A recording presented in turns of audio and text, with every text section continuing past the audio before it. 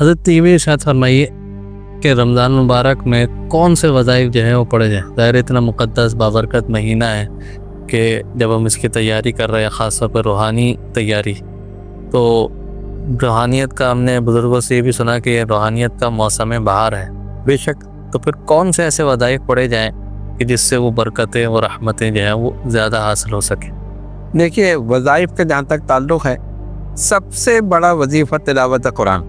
سبحان اللہ، اس سے بہتر کوئی وظیفہ ہی بے شک۔ اب بعض لوگ سوال کرتے ہیں ہم کوئی وظیفہ نہ پڑھیں، صرف تلاوت کرتے رہیں، لکھا سوال واہ، اس سے بہتر اور کیا چیز ہوگی؟ صحیح۔ اور آپ دیکھیں کہ جتنے وظائف ہیں وہ قرآن سے ہی ہیں، اس کے علاوہ نہیں ہے۔ قرآن نہیں ہے۔ ہاں، قرآن کریم میں جو جو آیات ہیں، جو جو ایسی چیزیں ہیں یا احادیث میں ہیں، جی، اسی سے وظائف۔ تو اگر یہ کہا جائے کہ نہیں ہم کوئی وظیفہ نہیں پڑھ رہے ہیں، ہم صرف تلاوت قرآن کر رہے ہیں، تو ہم تو کہتے ہیں یہ تو بہت احسن طریقہ ہے۔ آپ صبح تلاوت کریں، شام کو کریں، رات کو کریں، 24 گھنٹے کریں، جب وقت ملے کریں۔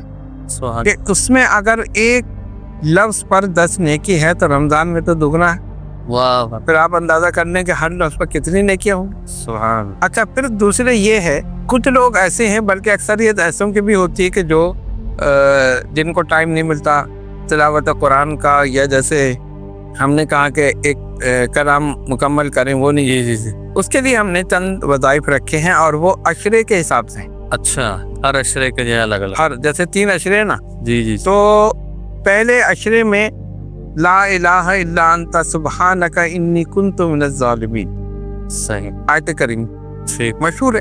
تو یہ ہر نماز کے بعد 100 مرتبہ ایک تسبیح پڑھ لیں، اس میں کوئی ٹائم بھی نہیں لگتا۔ آپ نے جیسے نماز ادا کی، یا تو آپ فرض کے بعد پڑھ لیں، یا پوری نماز مکمل کر کے ایک تسبیح پڑھ لیں، اول آخر درود شریف 11 مرتبہ۔ سبحان۔ اس میں کوئی ٹائم نہیں لگے گا، 5 منٹ 10 منٹ۔ اور آپ یہ دیکھیں کہ ہر نماز کے بعد آپ پڑھیں گے 500 مرتبہ ہو گئے۔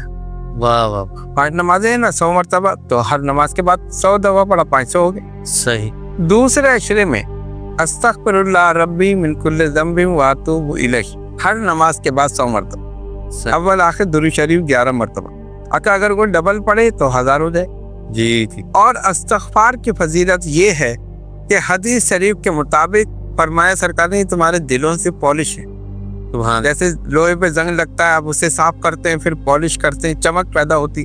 تو جو آدمی استغفار پڑھے گا مسلسل، اس کا قلب جو ہے آئینے کی طرح روشن ہوتا ہے، واہ، پاک اور صاف۔ سبحان اللہ۔ تو دوسرے عشرے میں ہر نماز کے بعد 100 مرتبہ استغفار پڑھنی۔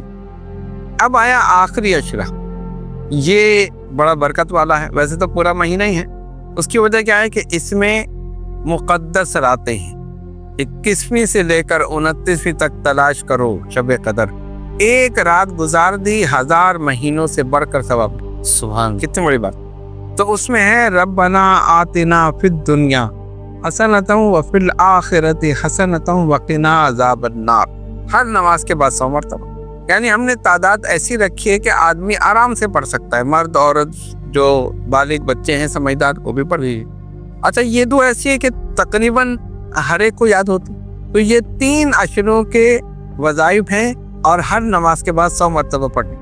اور اس میں ایک یہ بھی اجازت ہے کہ اگر کسی کے پاس وقت ہے اور پڑھنے میں خشوع و خضوع پیدا ہو رہا، تو اس کو چاہیے ڈبل کر لیں، ٹھیک، یعنی 100 مرتبہ کے بجائے 200 پڑھ لے، تو پورے دن میں 1000 مرتبہ آیت کریمہ ہو جائے گا، دوسرے عشرے میں 1000 دفعہ استغفار ہو جائے گی، اور تیسرے عشرے میں 1000 دفعہ ربنا آتنا فی الدنیا۔ سبحان۔ تو یہ ایک بزرگوں سے مطلب ان کے معمولات سے ہم نے یہ اخذ کر کے یہ وظائف لکھے ہیں، اور یہ ہر سال ہم بتاتے ہیں۔ تو جہاں تک لوگ ہمارا یہ پروگرام دیکھ رہے ہیں، تو ان کو چاہیے کہ ان کو نوٹ کریں، اور یہ عشرے کے حساب سے وظائف پڑھیں، اس کے بعد دعا کریں، انشاءاللہ تعالی جو بھی دعا کریں گے قبول ہو۔